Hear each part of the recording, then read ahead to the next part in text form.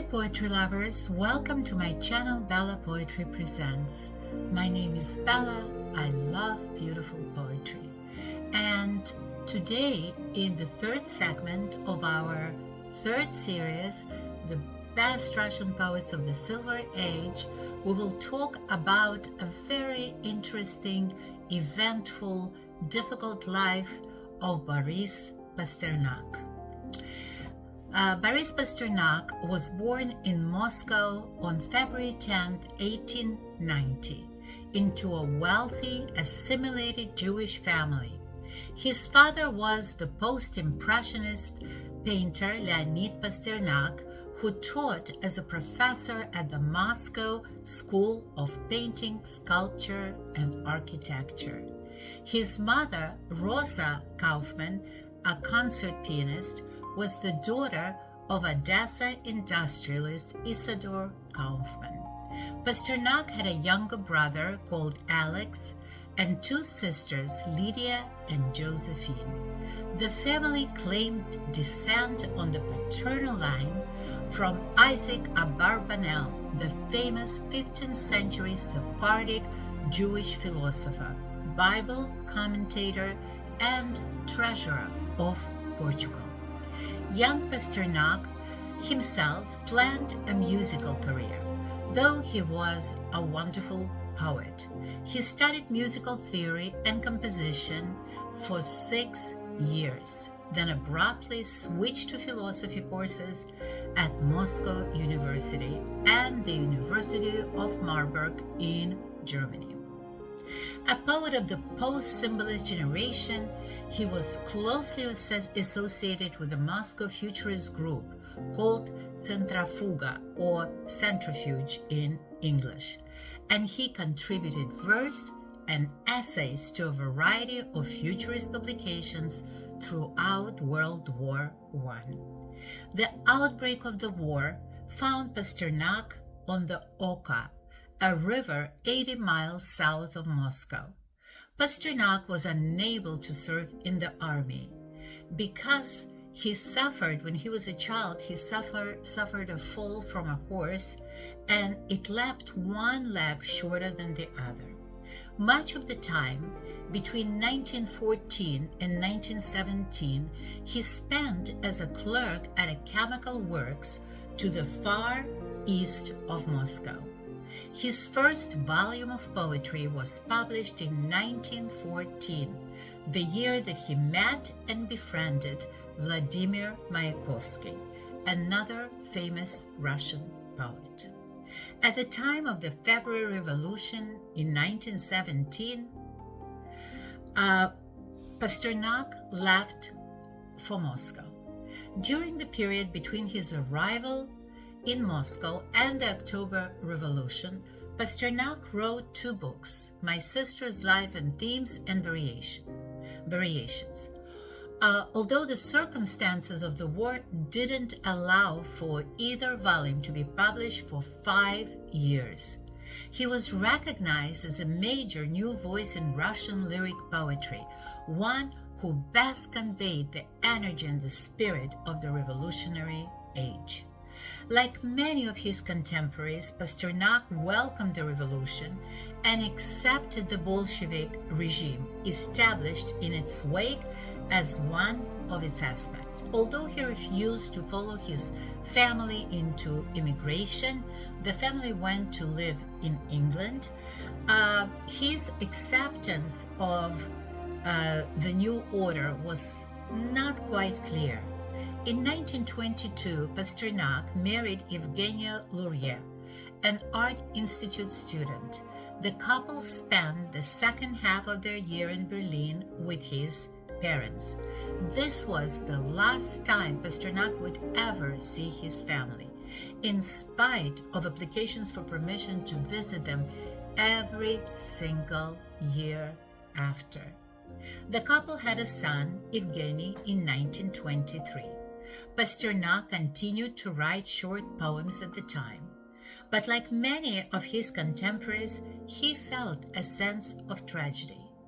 The peaceful order in which a poet could work with security and confidence has been replaced by a world of destruction and antagonism. He soon turned to historical subjects such as the First Russian Revolution. In the late 20s came a new wave of intolerance and terror. Lenin died in 1924, and Stalin eventually emerged victorious from the struggle for succession in 1928. Trotsky was driven into exile, and one after another of Stalin's potential rivals were eliminated. A clampdown occurred in all fields, including the literary world. Eventually, in 1932, the doctrine of social realism was proclaimed, and the Writers' Union became the sole guardian of orthodoxy. It was time of crisis, as Pasternak was well aware. Many writers and artists felt the temptation to commit suicide, like Yesenin and Mayakovsky. But Pasternak believed that for the poet it was essential to overcome this temptation and the fear of the future, and to continue working when art and even spiritual existence were no longer secure. After Pasternak's mother-in-law died, Evgenia Pasternak was left in very bad health. In winter 1930, Evgenia was granted the permission to go abroad to seek medical treatment, and soon she left for Germany. But after a while, she came back to Moscow.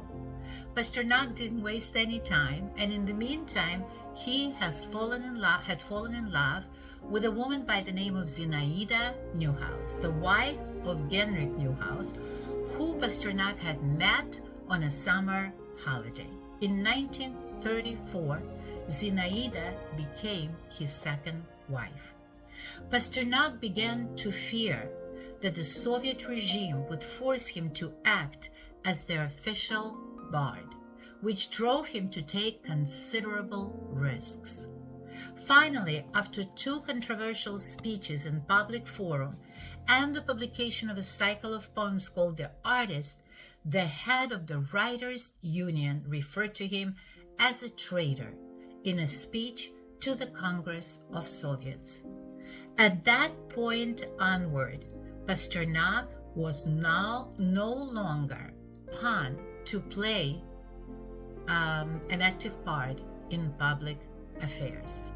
Yet he was still recognized by the public as one of Russia's most outstanding poets of the age.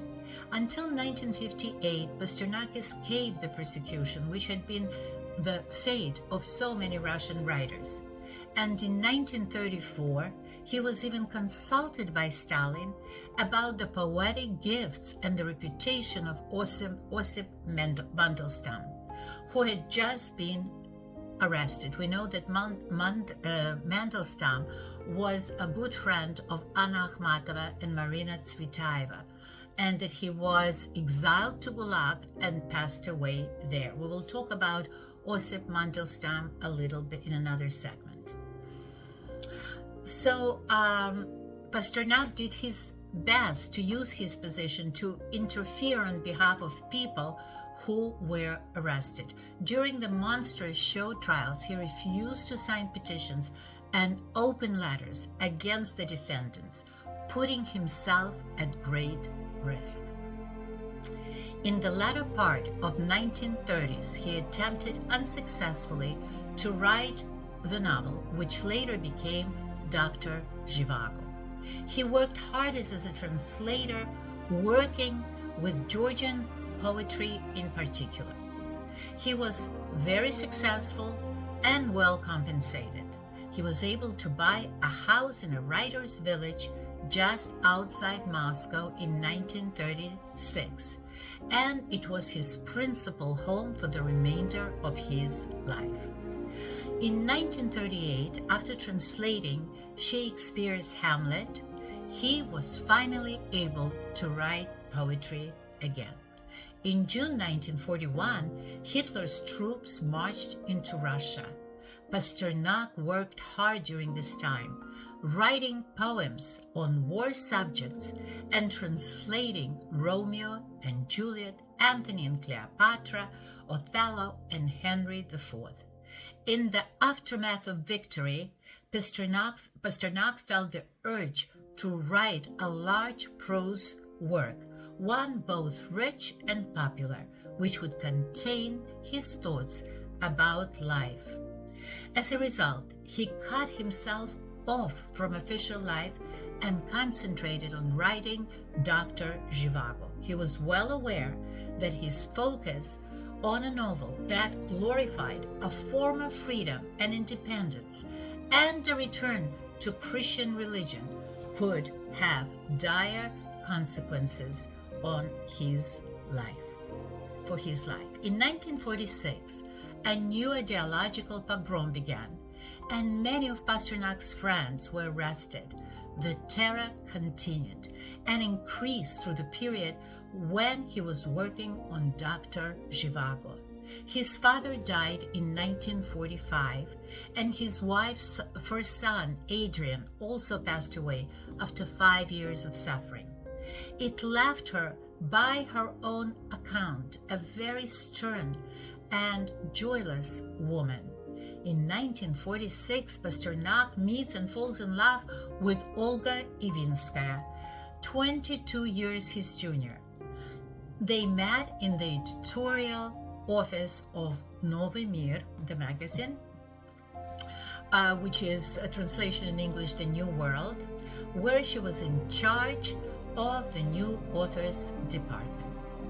She was romantically involved with him until his death, although until the end of his life he refused to leave his wife. According to Ivinskaya, Zinaida Pasternak was infuriated by her husband's infidelity. Once, when the younger son Leonid fell seriously ill, Zinaida extracted a promise from her husband as they stood by the boy's sickbed that he would end the affair with Ivinskaya. Pasternak asked his friend Luisa Popova to tell Ivinskaya about his promise, but Popova urged him to do this dirty work for himself. She didn't want to interfere. Soon after, Ivinskaya happened to be ill at the Popova's apartment when suddenly Zinaida Pasternak arrived and confronted the mistress of her husband. Ivinskaya later recalled, "But I became so ill through loss of blood that she and Luisa had to get me to the hospital, and I no longer remember exactly what passed between me and this heavily built, strong-minded woman who kept repeating how she didn't give a damn for our love, and although she no longer loved her husband, Boris Pasternak, she would not allow her family to be broken up. After my return from the hospital, Boris came to visit me as though nothing had happened, and touchingly made peace with my mother, telling her how much he loved me. By now, she was pretty well used to these funny ways of his." Early in 1948, he asked her to leave Novy Mir as her position there was getting difficult because of their relationship. So she became his secretary instead. Ivinskaya collaborated closely with Pasternak on translating poetry from foreign languages into Russian. Pasternak acknowledged Ivinskaya as the inspiration for Dr. Zhivago's heroine Lara. Many poems he included in the novel were actually dedicated or addressed by Pasternak to Ivinskaya. On the evening of October 6, 1949, Ivinskaya was arrested at her apartment by the KGB. Her apartment was ransacked and all items connected with Pasternak were piled up in her presence. Ivinskaya was taken to the Lubyanska prison and repeatedly interrogated, where she refused to say anything incriminating about Pasternak. At the time, she was pregnant with Pasternak's child and had miscarriage early in her 10-year sentence in the Gulag. In 1958 letter to a friend in West Germany, Boris Pasternak wrote about Ivinskaya. I owe her life and the fact that they did not touch me in those years, I owe to her heroism and endurance. Ivinskaya was released in 1953 after Stalin's death. Dr. Zhivago was published in Italy in 1957 by Feltrinelli, a publisher, Italian publisher, with Ivinskaya conducting all negotiations on the behalf of Pasternak. After Pasternak's death in 1960, Ivinskaya was arrested again for the second time with her daughter Irina. She was accused of being Pasternak's link with Western publishers in dealing in hard currency for Dr. Zhivago. The Soviet government quietly released them, Irina after 1 year, and Ivinskaya in 1964. She served 4 years of an 8-year term, apparently to punish her for the relationship with Pasternak. In 1978, her memoirs were published in Paris in Russian and were translated in English under the title A Captive of Time. She died in 1995 from cancer.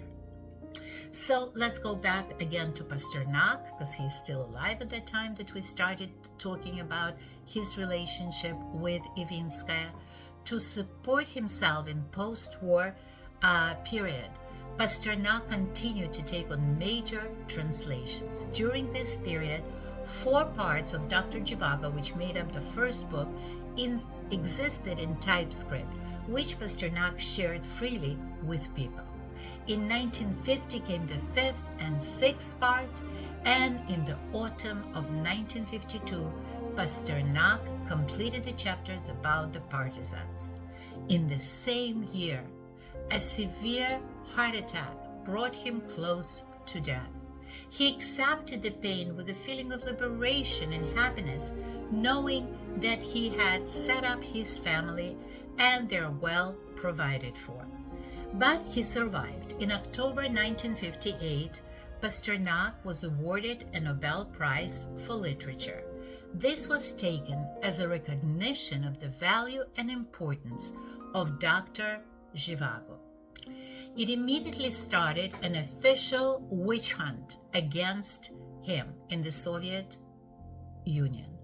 While he was not sent into exile or arrested, all publication of his translations came to a halt, and he was deprived of his livelihood. He was poor and uncertain of being able to support his dependents. Yet the strain did not disturb the rhythm of his work. He wrote his last complete book, When the Weather Clears, and in the summer of 1959 he began The Blind Beauty, a trilogy of stage plays set before and after Alexander II's abolition of serfdom in Russia. But at the beginning of 1960, Pasternak was diagnosed with lung cancer. His condition worsened and he was forced to stay in bed, leaving the last book of his, The Blind Beauty, unfinished. He survived for a month and a half without losing consciousness, attempting to console his family and friends and the doctors and nurses who looked after him. Finally, Boris Pasternak died on May 30th, 1960. While the authorities did their best to play down his death, many thousands of people traveled out from Moscow to a small village for his funeral, where he lived. In 1987, the Union of Soviet Russian poets, Soviet writers, reinstated Pasternak, a move that gave his works a legitimacy they had lacked in the Soviet Union since his expulsion from the Writers' Union in 1958. And finally, this move made it possible for the publication, or opened the way for the publication of Dr. Zhivago in the Soviet Union in 1988. Pasternak's son accepted his father's Nobel Prize medal at a ceremony in Stockholm in 1989, a year after the publication of Dr. Zhivago. In 1990, 30 years after his death, the house in which he had lived was designated as a museum. And today we will read a couple of his wonderful poetry, and we will translate it or read the translations of these poems in English. So first in Russian. Февраль, February. Февраль. Достать чернил и плакать. Писать о феврале навзрыд, пока грохочущая слякоть весною черную горит. Достать пролетку за 6 гривен через благовес, через клик колес, переносить туда, где ливень, еще шумней чернил и слез. Где, как обугленные груши, с деревьев тысячи грачей, сорвутся в лужи и обрушат сухую грусть на дно очей. Под ней проталины чернеют, и ветер криками изрыт, и чем случайней, тем вернее слагаются стихи навзрыд. And in English. February, take ink and weep. February, take ink and weep. Write February as you're sobbing, while black spring burns deep through the slush and throbbing. Take a cab for a clutch of kopecks through bell towers and wheel nose. Go where the rainstorm's din breaks. Greater than crying or ink employs, where rooks in thousands falling like charred pears from the skies drop down in the puddles, bringing cold grief to the depths of ice. Below the black shows through, and the winds furrowed with cries, the more freely, the more truly, then sobbing verse is realized. He writes beautiful poetry, really beautiful poetry. And the second poet is called «Не плачь, не морщ опухших губ. Don't cry, don't wrinkle your swollen lips. Не собирай их в складки, разбередишь присохший струп весенней лихорадки. Сними ладонь с моей груди, мы провода потоком, друг другу вновь того гляди, нас бросит ненароком. Пройдут года, ты вступишь в брак, забудешь неустройство, быть женщиной – великий шаг, сводить с ума геройство. А я пред чудом женских рук, спины и плеч и шеи, и так с привязанностью слуг весь век благоговею. Но как не сковывает ночь меня кольцом тоскливым, сильней на свете тяга прочь и манит страсть к разрывам.